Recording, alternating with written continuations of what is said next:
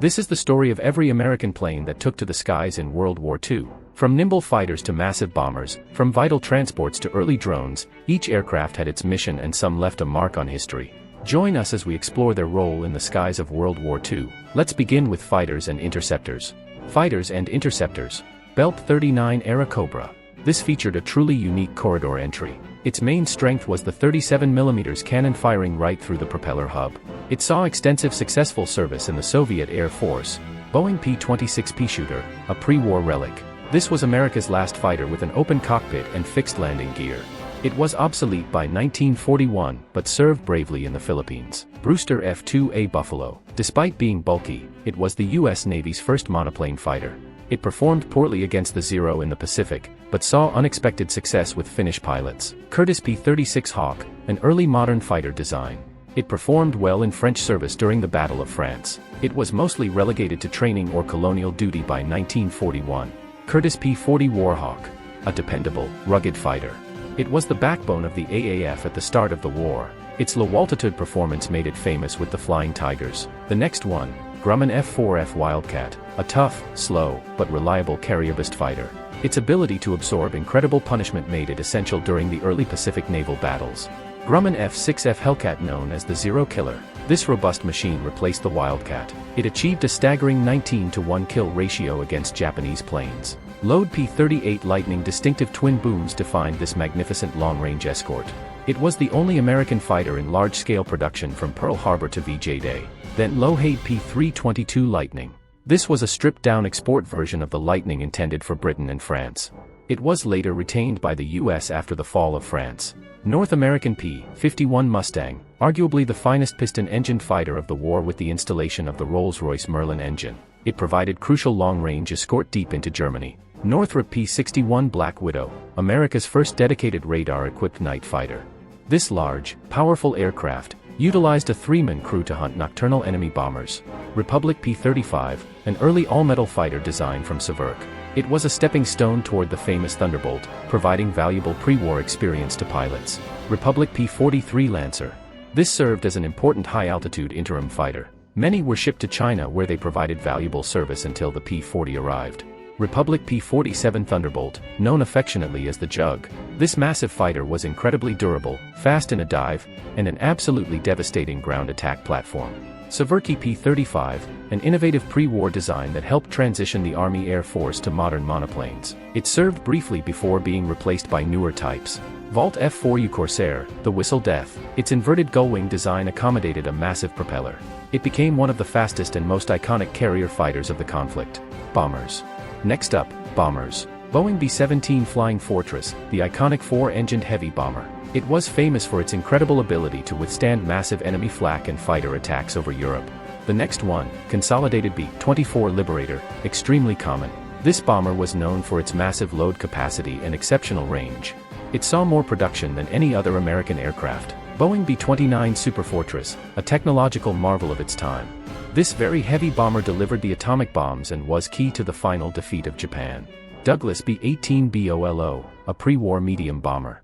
It was quickly relegated to transport and coastal patrol duties early in the war due to its low speed. Douglas B-23 Dragon, an improved version of the B-18.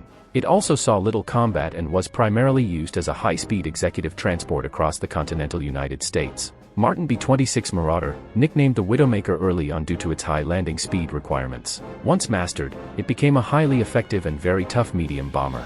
North American B-25 Mitchell, famous for the Diddle Raid. This extremely versatile medium bomber flew missions ranging from high bombing to low-level strafing runs. Lougheed Ventura developed from the loader transport. It served primarily with the Royal Air Force for patrol and bombing and later with the U.S. Navy as a patrol bomber. Next, Douglas A-20 Havoc. A nimble, fast, and very effective light bomber. It served extensively as a night intruder and ground strafer across all theaters of operation. Douglas AE-24 Banshee, the Army Air Force version of the famous SBD Dauntless dive bomber. It suffered heavy losses in early Pacific operations, particularly in the Dutch East Indies. Douglas A-26 Invader, a fast, highly versatile twin-engine light bomber. It arrived late in the war, but proved invaluable for its speed and phenomenal ground attack firepower. Martin Maryland, a light attack bomber primarily supplied to France and Great Britain. It played an important role in the early fighting in North Africa and the Mediterranean. Martin Baltimore, an evolution of the Maryland. This tough, reliable aircraft served extensively with British and Commonwealth forces, especially in the harsh Mediterranean theater. The next one, North American A-36 Apache.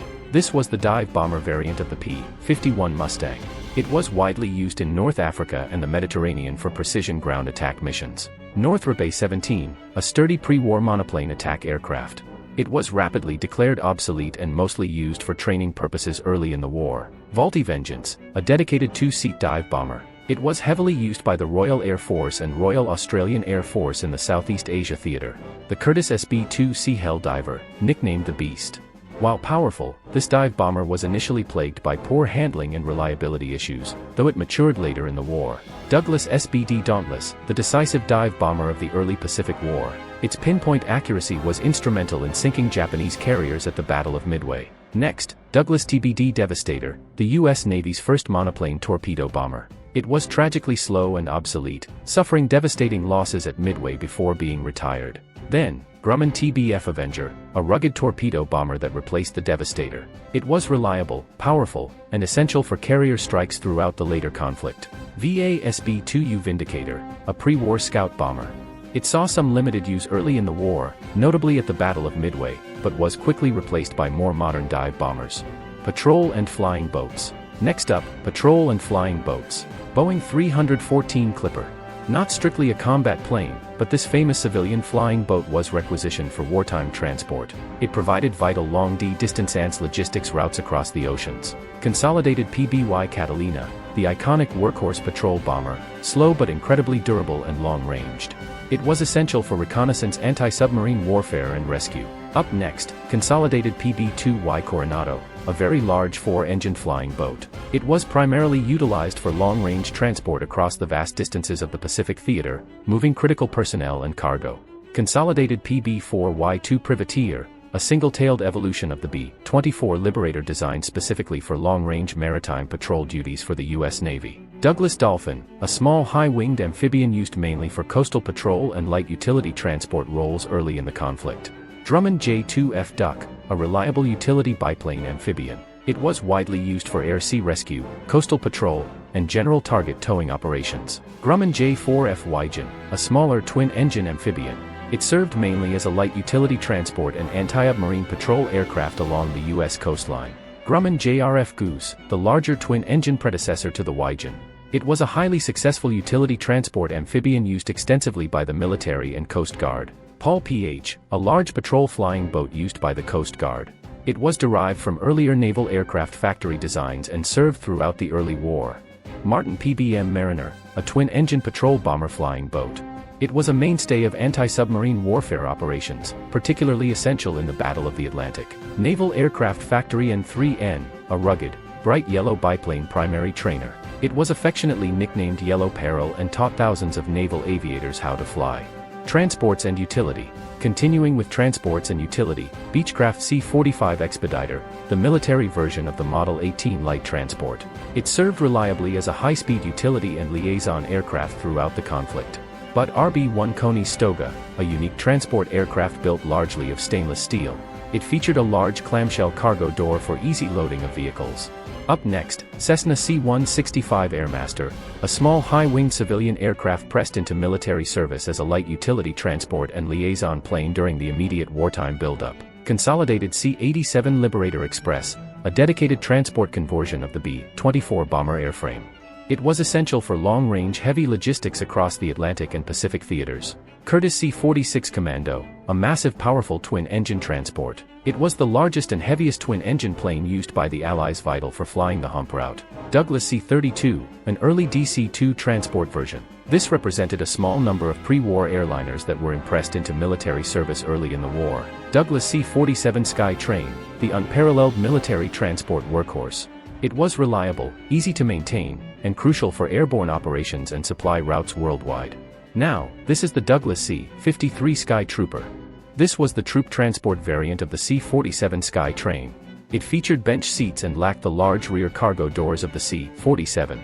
Douglas C-54 Skymaster, a four-engine transport that provided long-haul capabilities, especially for V-1P transport and transatlantic routes. It was essential for major logistical moves. Fairchild Argus, the military designation for the civilian Fairchild F-24. It served primarily as a light transport and liaison aircraft for commanders in the European theater. Howard GH, a light utility transport used by the Navy. It was derived from a fast civilian racer aircraft and provided high-speed communication. Lougheed Electra, an elegant twined airliner pressed into limited military service as a transport and navigation trainer early in the conflict. Lougheed Lodestar, a larger, faster version of the Electra. It served extensively with the Royal Air Force and the U.S. military as a fast utility transport. The next one, Nordo Norseman, a rugged high-winged Canadian bush plane. It was used by the U.S. Army for transport and liaison duties, especially in difficult terrain. Stinson Reliant, a high-winged monoplane often used for light transport, ambulance duties, and limited anti-submarine patrol roles. The next one, Lougheed Vega. A single-engine monoplane used for light transport and communication duties. It was known for its speed and smooth wooden construction. Trainers. Let's move on to trainers. Beechcraft at 7 Navigator, a twin-engined advanced trainer specifically designed to teach navigation and radio procedures to future bomber crews. The next one, Beechcraft at 10 Wichita, a twin-engine trainer built primarily of wood to conserve vital wartime metals. It was used to transition pilots to twin-engine operations. Beechcraft 8011 Canson, another twin-engine trainer, but specifically equipped for bomb aiming and gunnery instruction for bomber crews. Now, this is the Boeing Stearman Cadet, the primary biplane trainer for both the Army Air Force and Navy. Known for its slow speed and forgiving nature, it was essential for basic flight instruction. Cessna at 17 Bobcat, a twin-engine advanced trainer known to pilots as the Bamboo Bomber because of its partial wooden construction. The next one, Curtiss-Wright 89 Fledgling, a demanding twin-engine trainer. It was designed to transition pilots from single-engine trainers to the higher-performance twin-engine bombers. Curtiss-Wright SNC Falcon, a compact advanced trainer utilized by the Navy. It was a low-wing monoplane intended for the final stage of flight training. Fairchild PT-19 Cornell, a simple, reliable monoplane primary trainer. Its open cockpit and low-wing design made it an excellent introductory aircraft. The next one, Fairchild at 21 Gunner, an unusual twin-boom trainer designed specifically to train gunners and bombarders. It was difficult to manufacture and saw limited use. Then Fleet Wings BT-12 Sophomore, unique because it was the first military aircraft built entirely of stainless steel. It saw very limited service as a basic trainer. Up next, North American 86 Texan, perhaps the most famous advanced trainer of all time. It was used to hone the skills of virtually every Allied fighter pilot. North American BT-9, an early basic trainer that paved the way for the far more successful at 6 Texan. It was used for initial combat tactics instruction. Ryan PT-22 Recruit, a popular low-wing primary trainer known for its radial engine sound. It provided reliable basic flight instruction for thousands of pilots. Vultee BT-13 Valiant, a rugged fixed-gear basic trainer. It was nicknamed the Vultee Vibrator due to its slight instability, but was essential for intermediate training. Piper PT-1. This was the first tricycle landing gear primary trainer evaluated by the U.S. Army. It was only produced in small numbers for crucial testing. Liaison, Observation and Reconnaissance. Next up, Liaison Observation and Reconnaissance. A Rona L-3 Grasshopper, one of the simple high-winged light observation planes. It provided crucial artillery spotting and liaison duties operating from primitive strips. Curtiss 052 Owl, a high-wing observation monoplane built just before the war. It was quickly relegated to coastal patrol and liaison due to its slow speed. The next one, Curtiss SC Seahawk, a late-war high-performance float plane designed to replace the Kingfisher. It was faster and more heavily armed, although it saw limited combat before VJ Day. Curtiss SO-3C Seamew, intended to replace the Seagull. This scout observation float plane was plagued by instability and engine issues and was quickly retired from operational use. Curtiss SO Seagull, a reliable, sturdy biplane float plane launched from battleships and cruisers. It was primarily used for spotting and air rescue. Interstate L-6 Cadet, a simple 2-seat high-wing monoplane used for liaison and observation duties. It was a less common variation of the widespread Grasshopper design. Up next, North American 047, a large 3-seat observation monoplane that was obsolete by the war's start. It saw brief use in coastal patrol before becoming a trainer. Piper L-4 Grasshopper, the most famous of the light observation planes. It was essential for low-level reconnaissance and artillery fire direction right on the front lines. Piper L-14 Cadet, a slightly larger version of the famous L-4 Grasshopper. Designed to carry more personnel or equipment for liaison purposes. Stinson L-1 Vigilant, designed for short field takeoff and landing. This aircraft provided observation and utility transport in rugged forward conditions. Stinson L-5 Sentinel, known as the Flying Jeep. It was a dependable liaison aircraft used for FING personnel and evacuating wounded from small improvised fields. Taylorcraft L-2 Grasshopper, another crucial member of the light observation fleet, often used for reconnaissance and command transport right behind the front lines. Vault OS-2U Kingfisher, the quintessential ship-based float plane. Durable and essential for air-sea rescue and spotting roles throughout the entire conflict. Gliders. Now, let's look at gliders. Waco CG-4 Hadrian, the most famous and widely used American transport glider. It could carry 15 troops or a jeep and a small howitzer for airborne assault. Laced Kaufman TG-4, a tandem-seat training glider. It was used to teach future cargo glider pilots the delicate art of unpowered flight and landing. Helicopters. Continuing with helicopters, Sikorsky R-4 Hoverflight, the world's first mass-produced helicopter.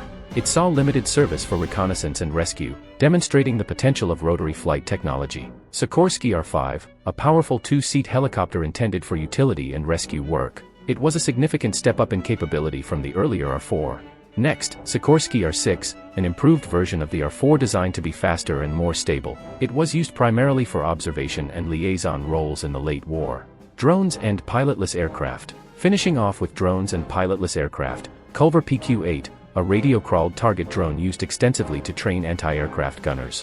It represented an early step in autonomous flight development. Culver PQ-14, a larger, faster, and more advanced radio-controlled target than the PQ-8. It improved the realism of essential anti-aircraft training. Interstate TDR, an early naval radio-controlled assault drone. These primitive flying bombs were tested for use against heavily defended Japanese targets.